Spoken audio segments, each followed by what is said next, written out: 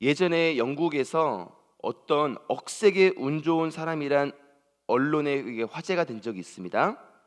존 라인이라는 이 사람은 태어날 때부터 가진 폐 발육부진으로 인하여서 의사들로부터 얼마 살지 못할 것이라는 진단을 받았습니다. 그리고 일생 동안 무려 16차례의 죽을 위기를 넘겼다고 합니다. 벼락을 2번이나 맞았던 것을 비롯하여 탄광 사고로 매몰되는 위기에 처했으며 3차례의 치명적인 자동차 사고들, 그리고 익사 직전까지 가는 아찔한 순간까지 있었다고 합니다. 한 번은 어릴 때 말에서 떨어지는 바람에 팔이 부러져서 병원으로 긴급 후송되었는데 그 도중에 교통사고를 당해서 같은 팔이 또 부러지는 병까지 당했다는 것입니다. 그러한 숱한 위기에도 불구하고 존 라인 씨는 54세가 된 지금까지 멀쩡하게 살아 있었는데, 최근에 맨홀 구멍에 빠져서 중상을 입는 사고를 또 한 번 당하는 바람에 그렇게 언론에 화제가 되었다고 합니다. 여러분, 억세게 운 좋은 사람이다. 세상 사람들은 이렇게 말하고 있습니다. 과연 그럴까요? 많은 세상 사람들은요, 그 사탄과 마귀의 그 속임수로 인하여서 이렇게 되면은 정말로 운이 좋아서, 그래서 많은 사람들이 점수를 보러 가는 경우가 있습니다. 우리가 정말로 행복한 삶을 살기 위해서는 예수 그리스도, 우리의 구원자 되시는 예수 그리스도 중심으로 살아가며 예수님의 은혜고, 모든 것이 공기도 그렇고 정말 나무와 꽃들, 살아있는 모든 생물은 하나님이 창조하셨으며 우리가 그 은혜로 말미암아 살아간다는 사실을 우리는 고백해야 되는데, 예수님을 모르는 자들은요, 그게 하나님의 은혜가 아닌 단지 억세게 운이 좋았을 뿐이다. 저 사람은 하나님과 상관없이 운이 좋아서 저러한 삶을 살게 된다라고 고백하는 모습들을 보게 됩니다. 오늘 본문에 보면 모압의 선지자 발람이 이스라엘을 향하여 그와 꼭 같은 생각을 가지고 있었음이 나타납니다. 출애굽한 이스라엘 민족이 가나안 땅을 향하여 진군하던 길에 모압 변경에 이르자 모압 왕 발락은 매우 불안해졌습니다. 그래서 그는 발람이라는 선지자를 동원하여 이스라엘을 저주하여 망하게 하려고 계획했던 것입니다. 발람은 비록 선지자라고 번역되어 있기는 하지만 여호와 하나님을 섬기는 선지자가 아니라 본문에서 점술 쓰던 자, 점치는 자와 같은 점술 쓰던 자라고 말하고 있듯이 오늘날의 무당과 비슷한 우상 숭배를 하는 선지자였습니다. 하지만 하나님께서는 그 발람이 감히 이스라엘을 저주하지 못하도록 나귀의 입까지 동원하셔서 주장하시는 바람에 지금까지 2차례에 걸친 모압 왕 발락의 시도는 계속 실패해 오던 중이었습니다. 그럼에도 불구하고 23장 27절부터 30절에 보면은 발락은 포기하지 않고 이제 3번째로 발람에게 명하여 또 이스라엘을 저주하도록 합니다. 다음 25장에 나타나는 사건을 보면 곧 알 수 있는 대로 지금 발람이 이처럼 행동하는 것은 결코 그가 완전히 하나님 신앙으로 돌아섰기 때문은 아니었습니다. 그는 지금까지의 진행 과정을 통하여 이스라엘을 자기의 점수를 써서 저주하는 것이 불가능하다는 것을 완전히 깨닫게 되었으며, 이제 그 자신은 그저 하나님의 신이 임하시는 대로 예언할 수밖에 없는 하나님의 대언의 도구처럼 되어버렸을 뿐이었습니다. 다시 말해서 아무리 발락과 발람이 길을 쓰고 이스라엘을 저주하려고 해도 이미 하나님께로부터 선택받은 이스라엘을 어떻게 건드릴 재주가 없었던 것입니다. 그런 상태에서 그 발람의 입에서 나오게 된 말은 이스라엘의 미래를 향한 2가지 축복의 예언이었습니다. 23장에서 발람은 이미 2번의 예언을 하였는데, 여기서는 그 3번째 예언이 야곱의 장막이란 말로 시작되고 있으며, 그의 4번째 예언은 야곱의 별을 주제로 선포되고 있습니다. 이처럼 그 축복들은 둘 다 야곱이라는 이름, 즉 이스라엘이라는 이름의 원조가 되었던 그 축복의 조상의 이름으로 선포되고 있는 것입니다. 오늘 우리는 그 2가지 축복들, 신앙의 조상을 통하여 하나님의 선민들에게 대대로 이어지고 있는 확고부동하고도 불변한 축복들이 과연 무엇인지를 함께 확인해 보고자 합니다. 첫째로, 세상의 그 어느 누구도 빼앗아 갈 수 없는 신자의 축복은 바로 교회 중심으로 구원의 확신에 거하는 삶인 줄로 믿습니다. 이것이 바로 이스라엘이 야곱 장막을 통하여 누리던 복이었습니다. 야곱의 장막, 즉 이스라엘 민족이 거하고 있던 것처럼 거처란 과연 어떤 곳이었습니까? 이스라엘이 거하고 있는 장막과 거처를 두고 아름다운 곳이라고 발람은 감탄에 마지 않고 있습니다. 그리고 그 사실을 두고 비유하기를 그들의 거처는 물이 자동적으로 그리고 풍부하게 공급되는 곳에 있는 것과 같다고 말했습니다.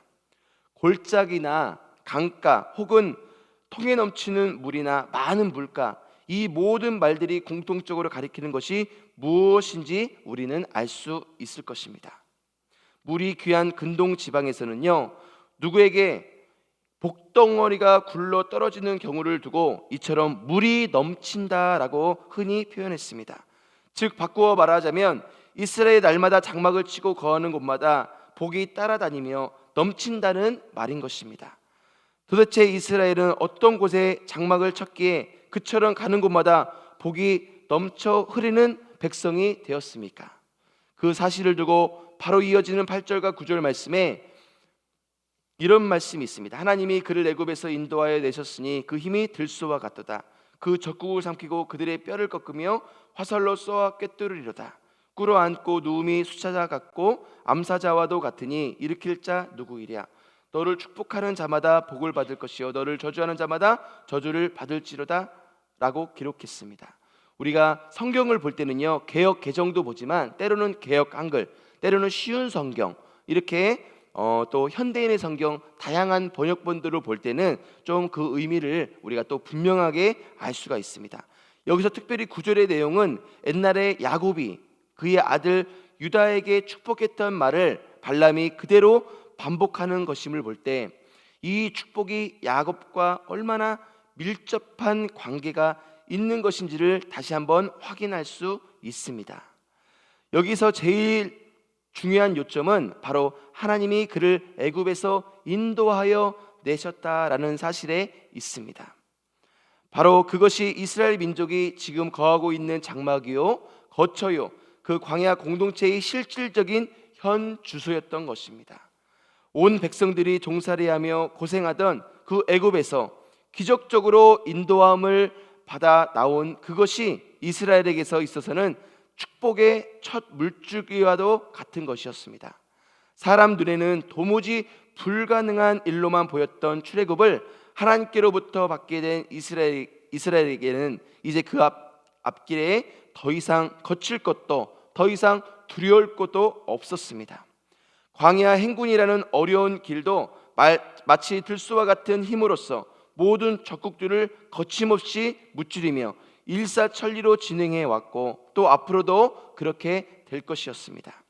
지금 가나안을 바로 눈앞에 두고 진을 치고 있는 그 분위기 역시 웅크리고 앉아있는 숫사자와 같이 아무도 곁에서 함부로 건드리지도 못할 위용으로 넘치는 것이었습니다. 이처럼 이스라엘 백성은 출애굽이라는 놀라운 구원 역사로 인하여 사기가 충전해 있었던 까닭에 그들이 지금까지 누려왔고 또 앞으로도 받게 될 모든 복들은 주위의 그 어떤 민족도 방해하거나 막을 길이 없었습니다. 그야말로 그런 이스라엘을 축복하는 자만 복을 받을 수 있을 뿐이었으며 반대로 그 이스라엘을 저주하는 자마다 저주를 받을 뿐이었습니다. 야곱의 장막은 이와 같이 출애굽의 구원이라는 현 주소에 있었으며 거기에 거하는 백성의 앞날에는 가는 곳마다 계속하여 물이 절로 넘치는 축복이 따라오게 되어 있었던 것입니다. 우리의 비밀들이 여기에 있는 것입니다. 제가 받은 비밀도 여기에 있었습니다. 우리는요, 하나님이 세우신 주의 종들을 우리가 축복할 때 그 주의 종들이 받을 축복들이 나에게도 받는 것입니다. 특별히 귀하신 담임 목사님을 우리 부산 영락교회 가운데 하나님께서 세우셨습니다. 담임 목사님을 통하여 우리 부산 영락교회는요 크나큰 복음의 항해를 하게 되는 것입니다. 그러므로 담임 목사님을 축복하면은 담임 목사님에게 부어졌던 그 축복들이 우리에게 임하는 것이며, 우리가 담임 목사님을 저주한다면 그 저주가 우리에게로 돌아가는 것입니다. 이스라엘 백성이 축복됐던 원인이 여기에 있었습니다. 바로 하나님이 세우신 선지자들을 향하여 축복했을 때 그 축복들이 정말로 이스라엘 백성에게 돌아갔던 것처럼, 우리는 정말로 하나님의 법칙들, 하나님이 세우신 원칙들을 기억해서 축복을 받을 수 있는 저와 여러분 되시기를 예수 그리스도 이름으로 축원합니다. 오늘 우리에게 있어서 추릴 것 같은 복의 물꼬가 무엇이겠습니까? 그것은 물론 두말할 필요조차 없이 바로 예수 그리스도의 십자가를 통한 구원일 것입니다. 신자가 진정한 복을 누리기 위해서는 무엇보다도 이 복의 근원이 먼저 터져야 하며, 일단 이 샘이 이것이 터지게 되면 그 나머지 복들은 그저 줄줄 따라올 수밖에 없게 되어 있습니다. 지옥의 영벌을 받을 수밖에 없었던 인생이 십자가 공로로 구원 얻고 천국의 영생을 얻게 되었는데, 그런 감사와 감격이 심령에 넘치는 사람 앞에 그 어떤 것이 거칠 수가 있겠습니까? 광야 생활이 좀 고달프다고 아이고 내 인생이 왜 이 모양 이 꼴이야 이렇게 말하고 주저앉게 되면 어떻게 하겠습니까? 오히려 죽을 죄도 용서받고 구원받는 몸인데 이까짓 것쯤이야 하고 그야말로 들소처럼 힘을 떨치며 매사에 승리해야 될 줄로 믿습니다. 천국 소망이 확실한 성도가 아직 가나안 땅에 발을 들여놓지 못했다고 해서 왜 나한테 아직까지 이것이 이루어지지 않을까라고 이렇게 불평만 하면서 기죽으면서 살 수는 없습니다. 마치 움츠리고 있다가 뛰어나가는 사자와 같이 언젠가는 이 땅에서 붙잡아야 할 것을 꼭 성취하게 되고야 말 것이라는 믿음으로 전진하며 나가야 될 줄로 믿습니다. 인생의 그 무엇도 빼앗아 갈 수 없는 신자의 축복은 곧 예수 그리스도를 왕 중의 왕으로 모시고 사는 삶입니다. 이것이 바로 이스라엘이 야곱의 별을 모시고 살았던 축복이었습니다. 본문 10절부터 16절까지의 내용을 살펴보면은 발락과 발람 사이에서 앞에서도 있었던 실랑이가 반복되고 있는 사실을 발견할 수가 있습니다. 이스라엘을 저주해달라고 발람을 불러왔는데 오히려 3번씩이나 축복하는 것만 보게 되었던 모압왕 발락은 이제 그대의 곳으로 달려가라, 내가 그대를 높여 심히 존귀케 하기로 뜻하였더니 여호와가 그대를 막아 존귀치 못하게 하셨도다 하고 발람에게 화를 내었습니다. 즉 당신이 예를 들면은 그렇게 구술했으니 복채 한 푼도 나는 줄 수 없습니다. 이제 당장 나가세요. 내 눈에서 사라지세요 라는 뜻이었습니다. 그런 발락에게 발람은 나는 내 백성에게로 돌아가거니와 들으소서라고 하면서 한 가지 예언을 덤으로 얹어 주었습니다. 옛날에는 돈 안 받고 남에게 점쳐준다는 것은 꿈에도 생각 못했던 발람이 이제 와서는 성령의 역사에 완전히 사로잡혀서 또 하나님께서 명하시는 대로 예언하지 않을 수 없게 되는 아주 유별난 체험을 하고 있었던 것입니다. 내가 본문 17절부터 24절의 쭉 내용을 살펴보면요, 내가 그를 보아도, 내가 그를 바라보아도 라고 말씀하고 있는데, 여기서 발람은 분명히 어떠한 인물을 내다보며 예언하고 있었던 것입니다. 그리고 그 인물의 출현 시기를 가리켜 이때의 일이 아니며 가까운 일이 아니로다라고 이렇게 표현하고 있는데, 그것은 미래에 일어날 것이라고 밝혀지고 있어요. 그러니까 미래를 내다보면서 누가 출현할 것을 바라보고 있었던 것입니다. 또한 그는 이스라엘의 장래에 나타날 그 어떤 인물의 이름이나 그에 대한 다른 정보는 말하지 않고 있지만 그 대신 한 별, 한 홀, 그리고 주권자라는 말을 대신 표현하고 있습니다. 별은 요즘 인기 연예인의 상징이 되었지만 옛날에는 군주의 대표적인 상징이었습니다. 홀은 한쪽이 좀 동그랗고 무겁게 된 짧은 막대기 같은 것인데 왕의 권위를 상징하는 대표적인 장식이었습니다. 즉 발람은 이스라엘의 미래에 어떤 강력한 주권자가 등장하게 될 것을 예언하고 있는 것입니다. 그리고 그 왕이 출현하게 될 때 비로소 이스라엘은 그동안 그들을 괴롭혔던 이방 민족과 나라들을 완전히 압도하게 될 것이라고 했습니다.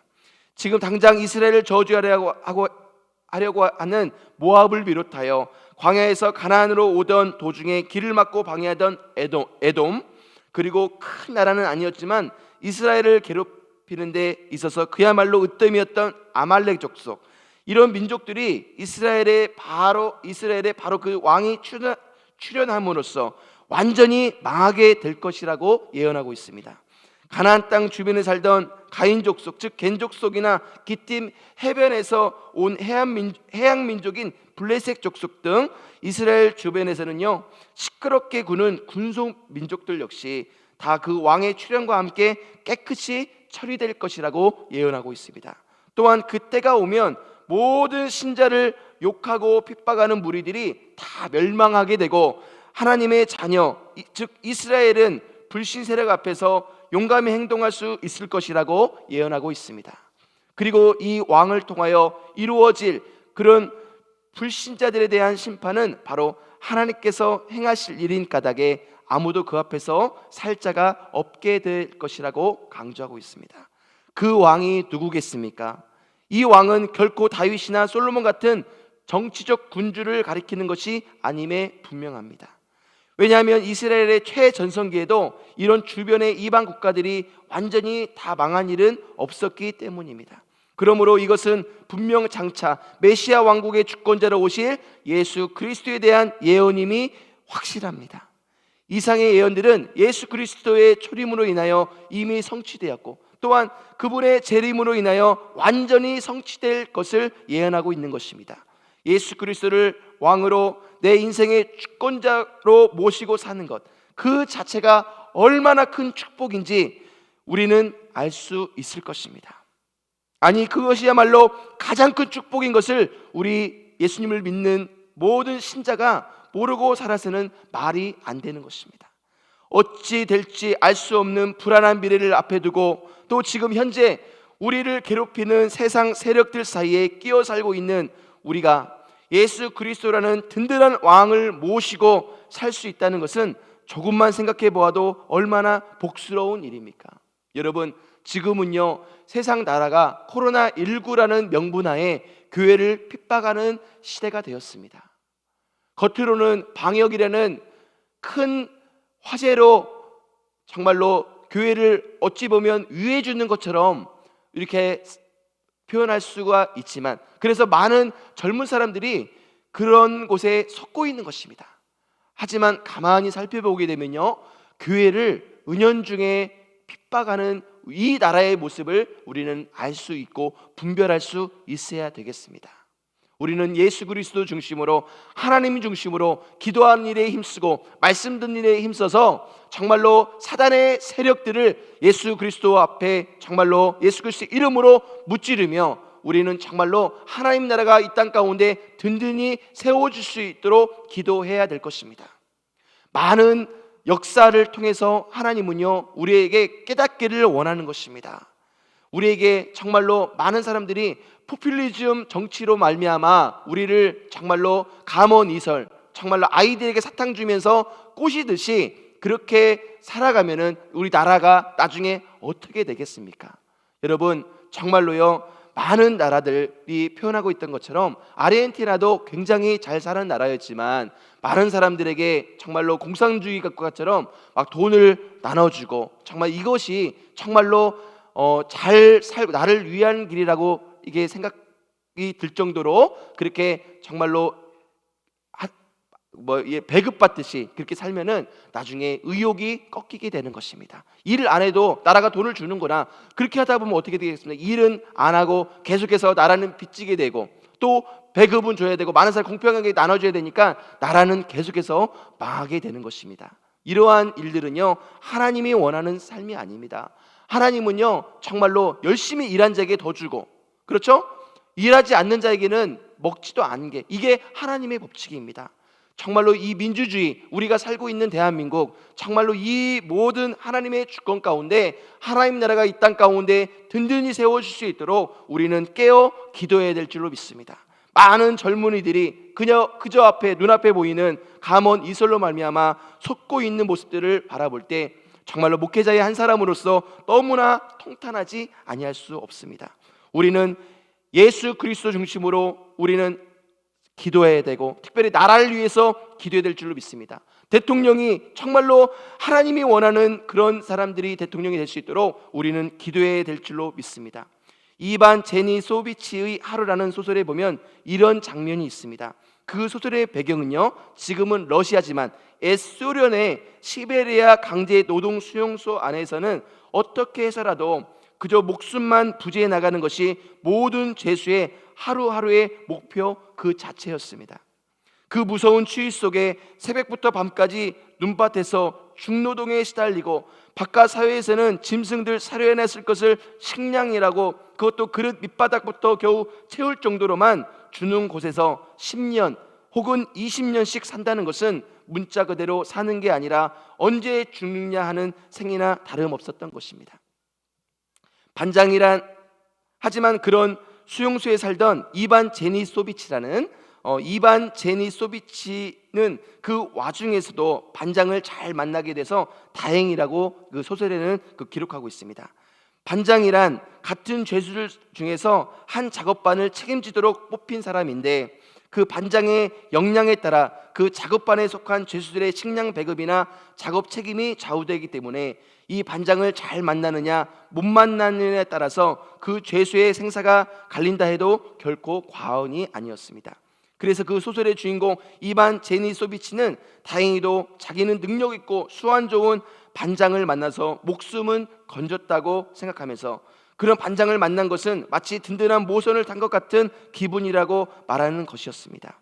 그렇다면 하물며 저와 여러분이 예수 그리스도라는 왕을, 예수 그리스도라는 주인을, 예수 그리스도라는 구세주를 만나게 되고 따른다는 것이 얼마나 큰 축복이 되겠습니까? 이것이야말로 정말 다양한 일이고 정말 감사한 일이 아니겠습니까? 이것이야말로 내 인생 최고의 복이 터진 일이 아니겠습니까? 여러분, 정말로 세상 가운데 흔들리지 마시기 바랍니다. 오직 말씀 중심, 기도 중심, 예수 그리스도 중심, 담임 목사님 중심, 교회 중심, 우리가 이곳에 확실히 설 때에 우리의 인생은 정말로 복된 인생이 될 뿐만 아니라 정말로 승리하는 인생이 될 줄로 믿습니다. 저와 여러분 꼭 하나님의 나라 확장을 위해서 하나님의 시선이 어디 있는지 분별하셔서 하나님의 목적, 하나님의 계획, 하나님의 뜻에 정말로 설 수 있는 저와 여러분 되시기를 예수 그리스도 이름으로 축원합니다. 기도하겠습니다. 거룩하고 존귀하신 하나님 아버지, 우리들에게 복음으로 함께해 주시니 감사합니다. 예수 그리스도 중심으로, 말씀 중심으로, 담임 목사님 중심으로, 교회 중심으로 우리가 하나님 나라를 더 평안히 든든히 세워나가는 우리 영락의 모든 권속도 될 수 있도록 주님께서 인도하여 주옵소서. 예수님 이름으로 기도하옵나이다. 아멘.